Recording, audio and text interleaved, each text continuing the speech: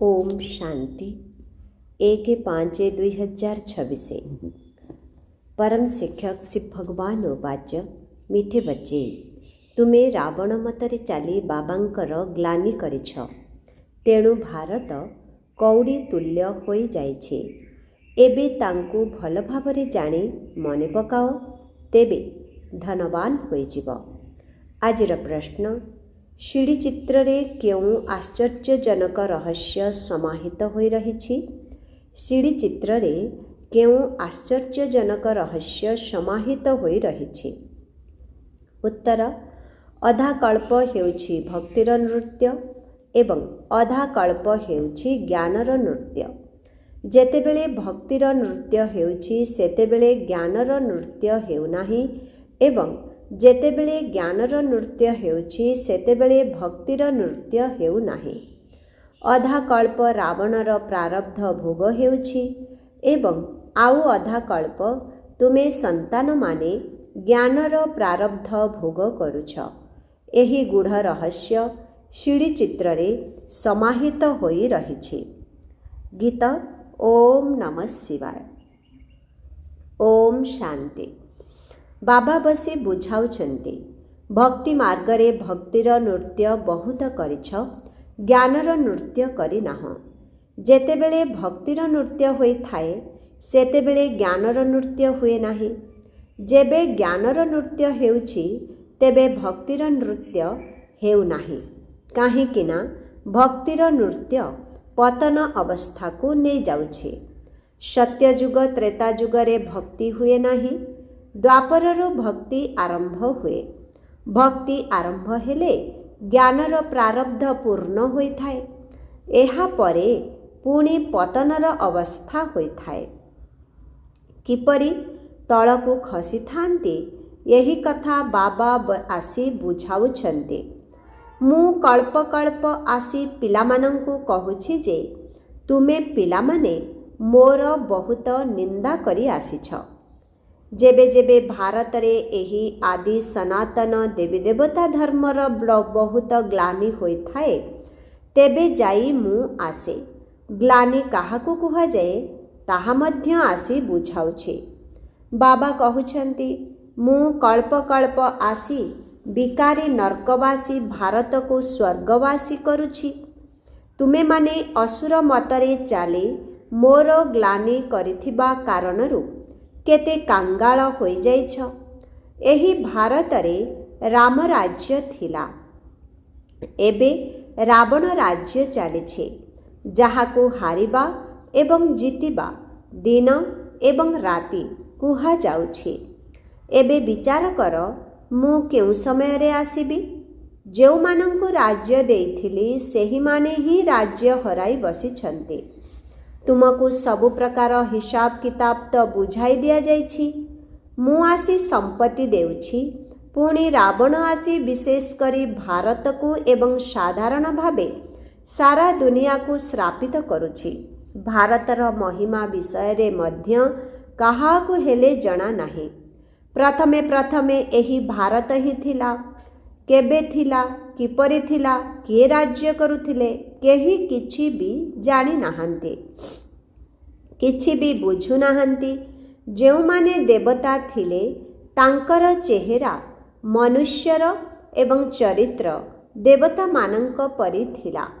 जदिओ एबे चेहरा मनुष्य परि रहिछि किंतु चरित्र असुर परि अटे। जेउमानंको बुझा जाउछि सेमाने ए कथा बुझु नाहांती, काहेकिना पारलौकिक पितांको ही जानि नाहांती। आहुरी ही अधिक गाली देउछन्ति।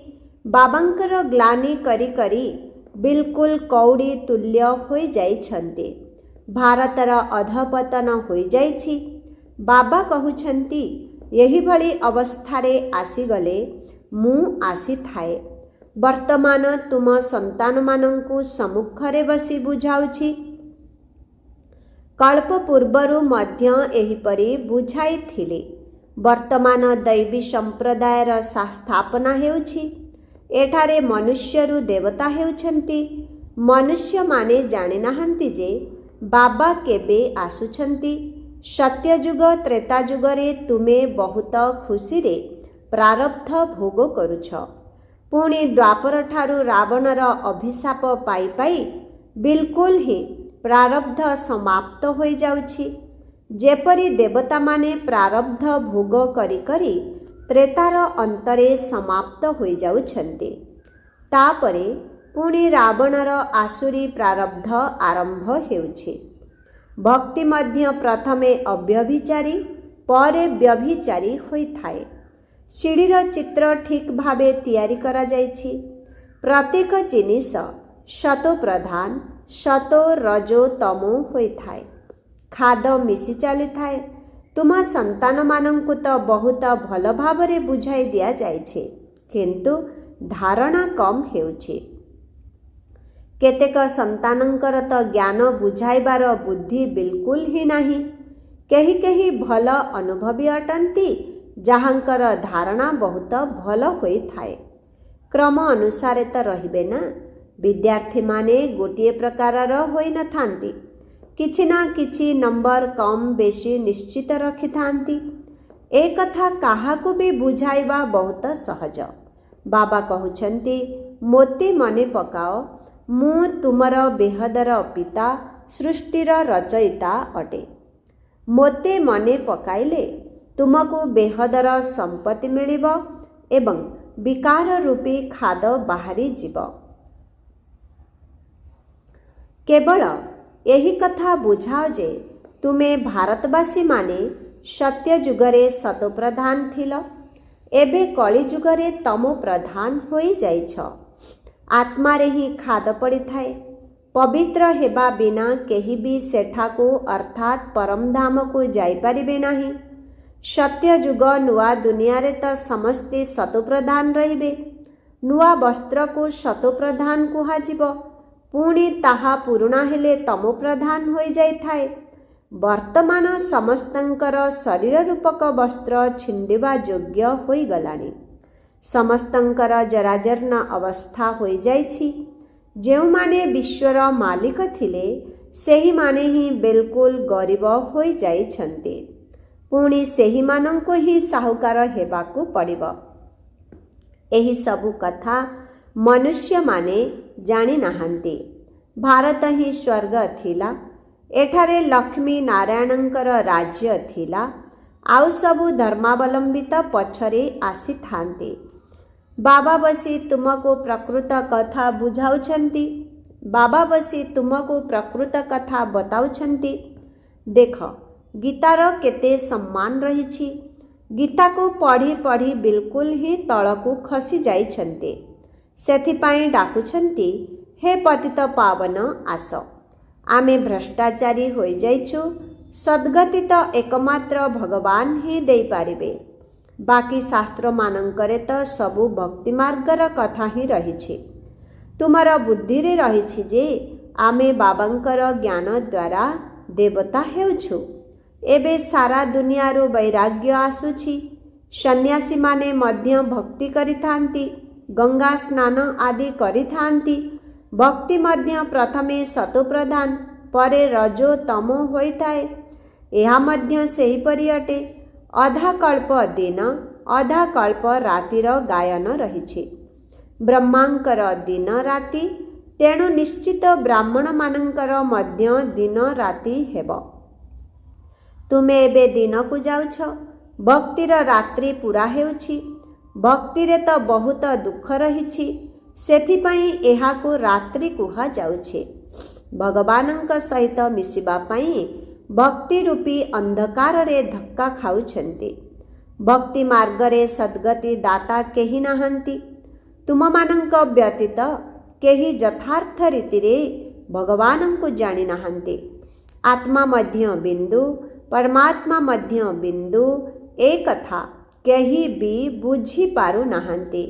ସ୍ୱୟଂ ପରମାତ୍ମା ହିଁ ଆସି ବ୍ରହ୍ମାଙ୍କ ଶରୀର ମାଧ୍ୟମରେ ବୁଝାଉଛନ୍ତି। ସେମାନେ ପୁଣି ଭାଗୀରଥ ବୃଷଭ ଉପରେ ଦେଖାଇଛନ୍ତି। ଏଠାରେ ବୃଷଭର କୌଣସି କଥା ହିଁ ନାହିଁ। ବାବା ସବୁ କଥା ଭଲ ଭାବରେ ବୁଝାଉଛନ୍ତି, କିନ୍ତୁ କାହାରି ବୁଦ୍ଧିରେ ସମ୍ପୂର୍ଣ୍ଣ ରୂପେ ରହୁନାହିଁ। ବାବା ବସି ବୁଝାଉଛନ୍ତି, ପିଲାମାନେ, ମୁଁ ତୁମ ଆତ୍ମାମାନଙ୍କର ପିତା ଅଟେ। ତୁମେ ବୋତେ ଏବଂ ସମ୍ପତ୍ତିକୁ ମନେ ପକାଅ, ତେବେ ତୁମର ବିକର୍ମ ବିନାଶ ହୋଇଯିବ। ତଥାପି ବି କହୁଛ ଯେ ଭୁଲି ଯାଉଛୁ। ବାଃ, ଏଭଳି ପତି ଅଥବା ପିତାଙ୍କୁ କ'ଣ ଭୁଲିଯିବା ଉଚିତ? ସ୍ତ୍ରୀ ସ୍ୱାମୀଙ୍କୁ ଅଥବା ପିଲାମାନେ ବାପାଙ୍କୁ କ'ଣ କେବେ ଭୁଲି ଯାଇଥାନ୍ତି କି?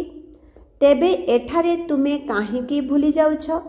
ତୁମେ ମଧ୍ୟ କହୁଛ, ବାବା ଆପଣ ଆମକୁ ସ୍ୱର୍ଗର ମାଲିକ କରାଉଛନ୍ତି, ତଥାପି ମଧ୍ୟ ଆମେ ଆପଣଙ୍କୁ ଭୁଲି ଯାଉଛୁ। ବାବା କହୁଛନ୍ତି, ମୋତେ ମନେ ନ ପକାଇଲେ ତୁମ ଭିତରେ ଯେଉଁ କଳଙ୍କି ଲାଗି ରହିଛି ତାହା କିପରି ଛାଡ଼ିବ? ମୋର ସ୍ମୃତିରେ ରହିବା ହିଁ ହେଉଛି ମୁଖ୍ୟ କଥା।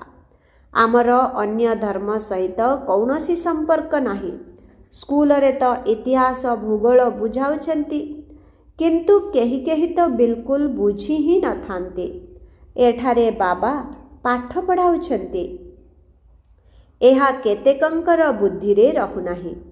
ଆଚ୍ଛା, ବାବା ଏବଂ ତାଙ୍କର ସମ୍ପତ୍ତିକୁ ତ ମନେ ପକାଅ, ତାହା ମଧ୍ୟ ଭୁଲି ଯାଉଛ। ଯାହା ପାଇଁ ଅଧା କଳ୍ପରୁ ଭକ୍ତି କରି ଆସିଛ, ସେହି ବାବାଙ୍କୁ ମନେ ପକାଉନାହଁ। ତୁମମାନଙ୍କ ବୁଦ୍ଧିରେ ଅଛି ଯେ ଏବେ ଆମେ ଏହି ଶରୀର ଛାଡ଼ି ଯାଇ ସତ୍ୟ ଯୁଗରେ ରାଜତ୍ୱ କରିବୁ।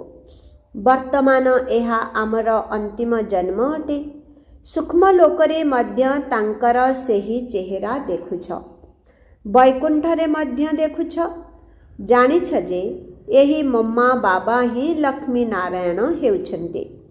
ତୁମେ ସତ୍ୟ ଯୁଗରେ ଜାଣିଥାଅ ଯେ ଏହି ଶରୀର ଛାଡ଼ି ଅନ୍ୟ ଏକ ଶରୀର ନେବାକୁ ପଡ଼ିବ।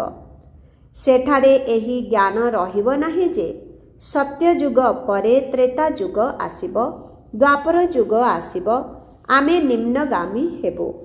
ସେଠାରେ ଏହି ଜ୍ଞାନର କଥା ହିଁ ରହିବ ନାହିଁ। କେବଳ ପୁନର୍ଜନ୍ମ ନେଇ ଚାଲିବେ।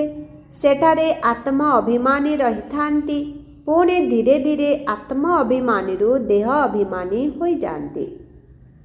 ଏହି ଜ୍ଞାନ କେବଳ ତୁମ ବ୍ରାହ୍ମଣମାନଙ୍କ ପାଖରେ ରହିଛି, ଆଉ କାହା ପାଖରେ ନାହିଁ। ଜ୍ଞାନର ସାଗର ବାବା, ଯିଏ ଜ୍ଞାନ ଜ୍ଞାନେଶ୍ୱର ଅଟନ୍ତି, ସିଏ ହିଁ ଆସି ଶୁଣାଉଛନ୍ତି। ନିଶ୍ଚିତ ବ୍ରହ୍ମାଙ୍କର ସନ୍ତାନ ବ୍ରାହ୍ମଣମାନଙ୍କୁ ହିଁ ଶୁଣାଇବେ। ବ୍ରହ୍ମାଙ୍କର ସନ୍ତାନମାନେ ହେଲେ ବ୍ରାହ୍ମଣ ସମ୍ପ୍ରଦାୟର। ଏଥିରେ ରାତି ଦିନର ଫରକ ରହିଛି। ତୁମେ ପୁରୁଷାର୍ଥ କରି ସମ୍ପୂର୍ଣ୍ଣ ଗୁଣବାନ ହେଉଛ। ସମ୍ପୂର୍ଣ୍ଣ ନିର୍ବିକାରୀ ଗୃହସ୍ଥ ବ୍ୟବହାରରେ ରହି ମଧ୍ୟ ତୁମେ ବାବାଙ୍କୁ ମନେ ପକାଅ। କର୍ମ ତ କରିବାକୁ ହିଁ ପଡ଼ିବ। ଯେକୌଣସି କର୍ମ କର, ବଢ଼େଇର କାମ କର ଅଥବା ରାଜତ୍ୱ କର, କିନ୍ତୁ ବୁଦ୍ଧିର ଯୋଗ ବାବାଙ୍କ ସହିତ ଲାଗି ରହୁ। ସେଥିପାଇଁ ରାଜା ଜନକଙ୍କର ଗାୟନ ରହିଛି ନା, ରାଜତ୍ୱ କରୁଥାଅ କିନ୍ତୁ ବୁଦ୍ଧିର ଯୋଗ ବାବାଙ୍କ ସାଥିରେ ଲାଗି ରହୁ, ତେବେ ଯାଇ ସମ୍ପତ୍ତି ମିଳିଯିବ। ବାବା କହୁଛନ୍ତି, ମନ୍ମନା ଭବ, ମୋତେ ମନେ ପକାଅ। ଶିବ ବାବା କହୁଛନ୍ତି, କେବଳ ଶିବ କହିବା ଦ୍ୱାରା ଲିଙ୍ଗ ମନେ ପଡ଼ିବ। ଅନ୍ୟ ସମସ୍ତଙ୍କର ତ ଶରୀରର ନାମ ନେଇଥାନ୍ତି, କାରଣ ଶରୀର ଦ୍ୱାରା ଅଭିନୟ କରୁଛନ୍ତି। ଏବେ ତୁମେ ଆତ୍ମ ଅଭିମାନୀ ହେଉଛ, ଯାହାକି ଅଧା କଳ୍ପ ଚାଲିଥାଏ। ବର୍ତ୍ତମାନ ସମସ୍ତେ ଦେହ ଅଭିମାନରେ ରହିଛନ୍ତି। ସତ୍ୟ ଯୁଗରେ ଯଥା ରାଜାରାଣୀ ତଥା ପ୍ରଜା ସମସ୍ତେ ଆତ୍ମ ଅଭିମାନୀ ରହିବେ। ସେଠାରେ ତ ସମସ୍ତଙ୍କର ଆୟୁଷ ଅଧିକ ରହିବ, ଏଠାରେ ସମସ୍ତଙ୍କର ଆୟୁଷ କମ୍ ଅଟେ।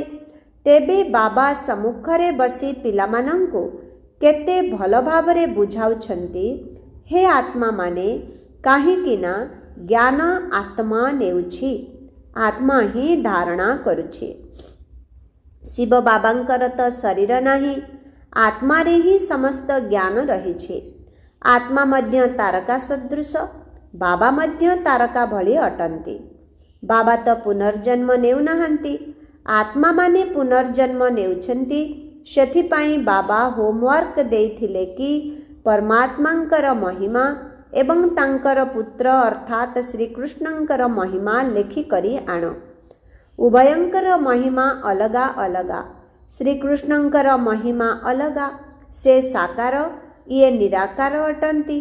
ତାଙ୍କୁ ଏତେ ଗୁଣବାନ କିଏ କରାଇଲେ? ନିଶ୍ଚିତ କହିବା ଯେ ପରମାତ୍ମା କରାଇଛନ୍ତି। ବର୍ତ୍ତମାନ ତୁମେ ଈଶ୍ୱରୀୟ ସମ୍ପ୍ରଦାୟର ଅଟ। ତୁମକୁ ବାବା ଶିଖାଉଛନ୍ତି ଭବିଷ୍ୟତରେ ପୁଣି ପ୍ରାରବ୍ଧ ଭୋଗ କରିବ। ସତ୍ୟ ଯୁଗରେ ତ ଏକଥା କେହି ଶିଖାଇବେ ନାହିଁ। ଭକ୍ତି ମାର୍ଗର ସାମଗ୍ରୀ ହିଁ ସମାପ୍ତ ହୋଇଯିବ। ଏହି ଦୁନିଆ ପ୍ରତି ବୈରାଗ୍ୟ ମଧ୍ୟ ଆସିବା ଦରକାର। ଅର୍ଥାତ୍ ଦେହ ସହିତ ଦେହର ସବୁ ସମ୍ବନ୍ଧକୁ ଛାଡ଼ି ନିଜକୁ ଅଶରୀରୀ ଆତ୍ମା ଭାବିବାକୁ ହେବ। ଅଶରୀରୀ ହୋଇ ଆସିଥିଲୁ, ପୁଣି ଅଶରୀରୀ ହୋଇ ଯିବାକୁ ହେବ। ଏହି ପୁରୁଣା ଦୁନିଆ ସମାପ୍ତ ହୋଇଯିବ। ଆମେ ସମସ୍ତେ ନୂଆ ଦୁନିଆକୁ ଯିବା। ବାସ୍ ଏହି ଯୋଗର ଯାତ୍ରା ପାଇଁ ମେହନତ କରି ଚାଲ।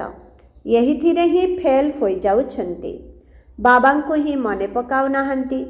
ଯେଉଁମାନେ ବି ବୁଝିବାକୁ ଆସୁଛନ୍ତି ସେମାନଙ୍କୁ ମଧ୍ୟ ବୁଝାଇବାକୁ ହେବ ଯେ ଶିବ ବାବା ବ୍ରହ୍ମା ଦ୍ୱାରା କହୁଛନ୍ତି ମୋତେ ମନେ ପକାଅ, ତେବେ ତୁମର ଖାଦ ବାହାରିଯିବ ଏବଂ ତୁମେ ବିଷ୍ଣୁପୁରୀର ମାଲିକ ହୋଇଯିବ। ବିଷ୍ଣୁପୁରୀ ହିଁ ସ୍ୱର୍ଗପୁରୀ ଅଟେ। ତେଣୁ ଯେତେ ଦୂର ସମ୍ଭବ ବାବାଙ୍କୁ ମନେ ପକାଅ। ଯେଉଁ ବାବାଙ୍କୁ ଅଧାକଳ୍ପ ମନେ ପକାଇ ଆସିଥିଲ ସେ ଏବେ ସମ୍ମୁଖକୁ ଆସିଛନ୍ତି। କହୁଛନ୍ତି ମୋତେ ମନେ ପକାଅ, କିନ୍ତୁ ଦୁନିଆରେ ତାଙ୍କୁ କେହି ବି ଜାଣିନାହାନ୍ତି। ସେ ନିଜେ ହିଁ ଆସି ନିଜର ପରିଚୟ ଦେଉଛନ୍ତି। ମୁଁ ଯିଏ ଯେପରି ଅଟେ ସେହିପରି ଭାବରେ ବହୁତ କମ୍ ପିଲା ଜାଣିଛନ୍ତି ଏବଂ ନିଶ୍ଚୟ କରୁଛନ୍ତି। ନିଶ୍ଚୟ ଆସିବା ଦ୍ୱାରା ପୁରୁଷାର୍ଥ କରୁଛନ୍ତି ଏବଂ ସତ୍ୟଯୁଗୀ ସମ୍ପତ୍ତି ନେଉଛନ୍ତି। ଶିବ ବାବା କହୁଛନ୍ତି ମୋତେ ମନେ ପକାଇବା ଦ୍ୱାରା ହିଁ ତୁମର ବିକର୍ମ ବିନାଶ ହେବ ଏବଂ ତୁମେ ପବିତ୍ର ହୋଇ ପବିତ୍ର ଦୁନିଆର ମାଲିକ ହୋଇଯିବ। ତେଣୁ ଏବେ ଆଉ କୌଣସି ପ୍ରକାରର ବିକର୍ମ କରିବା ଉଚିତ ନୁହେଁ। ଆଚ୍ଛା, ମିଠେ ମିଠେ ଶିଖିଲା ଦେ ସନ୍ତାନମାନଙ୍କ ପ୍ରତି ମାତ ପିତା ବାପ ଦାଦାଙ୍କର ମଧୁର ସ୍ନେହ ସମ୍ପନ୍ନ ଶୁଭେଚ୍ଛା ଏବଂ ସୁପ୍ରଭାତ। ଆତ୍ମିକ ପିତାଙ୍କର ଆତ୍ମିକ ସନ୍ତାନମାନଙ୍କୁ ନମସ୍ତେ। ଆତ୍ମିକ ସନ୍ତାନମାନଙ୍କର ଆତ୍ମିକ ପିତାଙ୍କୁ ଓମ୍ ଶାନ୍ତି। Good morning. ନମସ୍ତେ ନମସ୍ତେ ନମସ୍ତେ ନମସ୍ତେ ନମସ୍ତେ। ଶୁକ୍ରିୟା ବାବା, ଶୁକ୍ରିୟା। ଓମ୍ ଶାନ୍ତି। ଧାରଣା ପାଇଁ ମୁଖ୍ୟ ସାର 1 ନମ୍ବର। ପୁରୁଷାର୍ଥ କରି ସମ୍ପୂର୍ଣ୍ଣ ଗୁଣବାନ ହେବାକୁ ପଡ଼ିବ। ଯେକୌଣସି କର୍ମ ହେଉ କିନ୍ତୁ ବାବାଙ୍କ ସ୍ମୃତିରେ ରହି କରିବାକୁ ହେବ। କୌଣସି ପ୍ରକାରର ବିକର୍ମ କରିବାର ନାହିଁ। 2 ନମ୍ବର। ଏହି ପୁରୁଣା ବସ୍ତ୍ର ଅର୍ଥାତ୍ ଶରୀର ଜୀର୍ଣ୍ଣ ଶୀର୍ଣ୍ଣ ହୋଇଯାଇଛି। ଏଥିରୁ ମମତ୍ୱ ତୁଟାଇ ଦେବାକୁ ହେବ। ଆତ୍ମାକୁ ସତ ପ୍ରଦାନ କରିବା ପାଇଁ ପୁରା ପୁରୁଷାର୍ଥ କରିବାକୁ ହେବ। ଆଜିର ବରଦାନ, ସର୍ବଦା ଅତୀନ୍ଦ୍ରିୟ ସୁଖର ଅନୁଭୂତି କରୁଥିବା ଅଟଳ ଅଖଣ୍ଡ ସ୍ୱରାଜ୍ୟ ଅଧିକାରୀ ଭବ। ଯେଉଁ ପିଲାମାନେ ସଙ୍ଗମ ଯୁଗରେ ସଦାକାଳ ପାଇଁ ଅତୀନ୍ଦ୍ରିୟ ସୁଖର ସମ୍ପତ୍ତି ପ୍ରାପ୍ତ କରି ନେଇଥାନ୍ତି, ଅର୍ଥାତ୍ ଯେଉଁମାନଙ୍କର ବାବାଙ୍କର ସମ୍ପତ୍ତିର ଇଚ୍ଛାପତ୍ର ଉପରେ ସମ୍ପୂର୍ଣ୍ଣ ଅଧିକାର ରହିଥାଏ, ସେମାନେ ଅତ୍ୟଧିକ ଇଚ୍ଛାଶକ୍ତି ସମ୍ପନ୍ନ ହୋଇଥାନ୍ତି। ସେମାନଙ୍କୁ ଅତୁଟ ଏବଂ ଅଟଳ ଅତୀନ୍ଦ୍ରିୟ ସୁଖର ଅନୁଭୂତି ହୋଇଥାଏ। ଏହିଭଳି ଉତ୍ତରାଧିକାରୀ ଅର୍ଥାତ୍ ସମ୍ପୂର୍ଣ୍ଣ ସମ୍ପତ୍ତିର ଅଧିକାରୀ ଆତ୍ମାମାନେ ହିଁ ଭବିଷ୍ୟତରେ ଅଟଳ ଅଖଣ୍ଡ ସ୍ୱରାଜ୍ୟର ଅଧିକାର ପ୍ରାପ୍ତ କରିଥାନ୍ତି। ସ୍ଲୋଗାନ, ଯେଉଁଠି ମୋରପଣିଆ ଆସିଯାଏ ସେଠାରେ ବୁଦ୍ଧି ଚକ୍ର ଲଗାଇଥାଏ। ଯେଉଁଠି ମୋରପଣିଆ ଆସିଯାଏ ସେଠାରେ ବୁଦ୍ଧି ଚକ୍ର ଲଗାଇଥାଏ। ଓମ୍ ଶାନ୍ତି। ମାତେଶ୍ୱରୀ ଜୀଙ୍କର ଅମୂଲ୍ୟ ମହାବାକ୍ୟ। ଉନ୍ନତିର କଳା ଏବଂ ଅବନତିର କଳାର ମୁଖ୍ୟ କାରଣ କ'ଣ? ବହୁତ ମନୁଷ୍ୟ ଏହି ପ୍ରଶ୍ନ ପଚାରିଥାନ୍ତି କି ଯଦି ଏତେ ପୁରୁଷାର୍ଥ କରି ଜୀବନ ମୁକ୍ତି ପଦ ପ୍ରାପ୍ତ କରୁଛ, ତେବେ ପୁଣି ସେଠାରେ କେଉଁ କାରଣରୁ ଆମେ ତଳକୁ ଖସିଥାଉ? ଭଲେ ଆମେ କହୁଛୁ ଏହା ହାରିବା ଏବଂ ଜିତିବାର ଖେଳ। ଏଥିରେ ଉନ୍ନତିର କଳା ଏବଂ ଅବନତିର କଳା ହେବାର କୌଣସି କାରଣ ମଧ୍ୟ ରହିଛି। ଯେଉଁ କାରଣର ଆଧାର ଏହି ଖେଳ ଚାଲିଥାଏ, ଯେପରି ପୁରୁଷାର୍ଥ ଦ୍ୱାରା ଆମେ ଉପରକୁ ଚଢ଼ୁଛୁ, ସେହିପରି ତଳକୁ ଖସିବାର କିଛି ନିଶ୍ଚିତ କାରଣ ରହିଛି। ଏବେ କାରଣ କିଛି ବି ବଡ଼ ନୁହେଁ। ଟିକିଏ ବି ଭୁଲ ହୋଇଗଲେ, ଯେପରି ପରମାତ୍ମା କହୁଛନ୍ତି କି ମୋତେ ମନେ ପକାଇଲେ ମୁଁ ତୁମକୁ ମୁକ୍ତି ଜୀବନ ମୁକ୍ତି ପଦ ଦେବି, ସେହିପରି ଯେତେବେଳେ ଦେହ ଅଭିମାନରେ ଆସି ପରମାତ୍ମାଙ୍କୁ ଭୁଲିଯାଅ, ସେତେବେଳେ ତଳକୁ ଖସିଥାଉ। ତାପରେ ପୁଣି ବାମ ମାର୍ଗକୁ ଚାଲିଯାଉ। ପୁଣି ପାଞ୍ଚ ବିକାରରେ ଛନ୍ଦି ହୋଇଗଲେ ଦୁଃଖ ଭୋଗ କରୁ। ତେଣୁ ଏହା ହେଲା ନିଜର ଦୋଷ, ରଚୟିତାଙ୍କର ଦୋଷ ନୁହେଁ। ଲୋକମାନେ ଯାହା କୁହନ୍ତି ଦୁଃଖ ସୁଖ ପରମାତ୍ମା ଦିଅନ୍ତି, ଏହା କହିବା ବିଲକୁଲ ଭୁଲ। ବାବା ସୁଖର ରଚୟିତା, ଦୁଃଖର ରଚୟିତା ନୁହନ୍ତି। ବାକି ଆମେମାନେ ଶ୍ରେଷ୍ଠ କର୍ମ କଲେ ସୁଖ ପାଉ ଏବଂ ଭ୍ରଷ୍ଟ କର୍ମ କଲେ ଦୁଃଖ ପାଉ। ବାକି ଭଲ କର୍ମର ଫଳ ଏବଂ ଖରାପ କର୍ମର ଦଣ୍ଡ ଅବଶ୍ୟ ପରମାତ୍ମାଙ୍କ ଦ୍ୱାରା ମିଳିଥାଏ। କିନ୍ତୁ ଏପରି କୁହାଯିବ ନାହିଁ ଯେ ସୁଖ ଦୁଃଖ ଉଭୟ ପରମାତ୍ମା ଦେଇଥାନ୍ତି। ନା, ତାହା ଭୁଲ। ପରମାତ୍ମା ତ ଉନ୍ନତିର କଳାରେ ଆମ ସାଥିରେ ଥାନ୍ତି, ବାକି ଅବନତିର କଳାକୁ ମାୟା ନେଇଯାଇଥାଏ। ସାଧାରଣ ଭାବେ ମଧ୍ୟ ସାଥୀ ସୁଖ ପାଇଁ କରିଥାନ୍ତି ଅଥବା ସାହାଯ୍ୟ ନେଇଥାନ୍ତି। ବାକି ଦୁଃଖ ଭୋଗିବା ପାଇଁ କେହି କାହାର ସାଥୀ ହୋଇନଥାନ୍ତି। ବାକି ତ ଯେପରି ଯେପରି କର୍ମ ସେହି ଅନୁସାରେ ଫଳ ମିଳିଥାଏ। ତେଣୁ ଏହି ଡ୍ରାମାରେ ଦୁଃଖ ସୁଖର ଖେଳ ନିଜର କର୍ମ ଉପରେ ଆଧାରିତ। କିନ୍ତୁ ତୁଚ୍ଛ ବୁଦ୍ଧି ମନୁଷ୍ୟ ଏହି ରହସ୍ୟକୁ ଜାଣନ୍ତି ନାହିଁ। ଆଚ୍ଛା, ଓମ୍ ଶାନ୍ତି। ଅବ୍ୟକ୍ତ ଇଶାରା ସର୍ବଦା ଅଚଳ ଅଟଳ ଏବଂ ଏକରସ ସ୍ଥିତିର ଅନୁଭବ କର। ସମୟ ଆବଶ୍ୟକତା ଅନୁସାରେ ଏବେ ସର୍ବଦା ଅଚଳ ଅଟଳ ସ୍ଥିତିରେ ରହିବା ସହିତ ସର୍ବସମ୍ପତ୍ତିରେ ସମ୍ପନ୍ନ ରୁହ। ସମୟର ଆବଶ୍ୟକତା ଅନୁସାରେ ଏବେ ସର୍ବଦା ଅଚଳ ଅଟଳ ସ୍ଥିତିରେ ରହିବା ସହିତ ସର୍ବସମ୍ପତ୍ତିରେ ସମ୍ପନ୍ନ ରୁହ। ଯଦି ଟିକିଏ ବି ସ୍ଥିତି ଟଳମଳ ହେଲା, ତେବେ ସର୍ବସମ୍ପତ୍ତିର ଅନୁଭବ ହେବ ନାହିଁ। ତେଣୁ ବାବାଙ୍କ ଦ୍ୱାରା ପ୍ରାପ୍ତ ହୋଇଥିବା ସମ୍ପତ୍ତିକୁ ସର୍ବଦା କାୟମ ରଖିବାର ଆଧାର ହେଲା ସର୍ବଦା ଅଟଳ ଅଚଳ ରହିବା। ଅଚଳ ରହିବା ଦ୍ୱାରା ସଦାସର୍ବଦା ଖୁସିର ଅନୁଭୂତି ହେବାକୁ ଲାଗିବ। ଯେପରି ବିନାଶୀ ଧନ ମାନ ସମ୍ମାନ ତଥା ପଦପଦବୀ ମିଳିବା ଦ୍ୱାରା ଖୁସି ମିଳିଥାଏ, ସେହିପରି ଏହା ତ ଅବିନାଶୀ ଖୁସି ଅଟେ। କିନ୍ତୁ ଏହି ଖୁସି ସେହିମାନଙ୍କ ଭିତରେ ରହିବ ଯେଉଁମାନେ ଅଚଳ ଅଟଳ ଏବଂ ଏକରସ ସ୍ଥିତିରେ ରହିଥାନ୍ତି। ଓମ୍ ଶାନ୍ତି, ଓମ୍ ଶାନ୍ତି, ଓମ୍ ଶାନ୍ତି।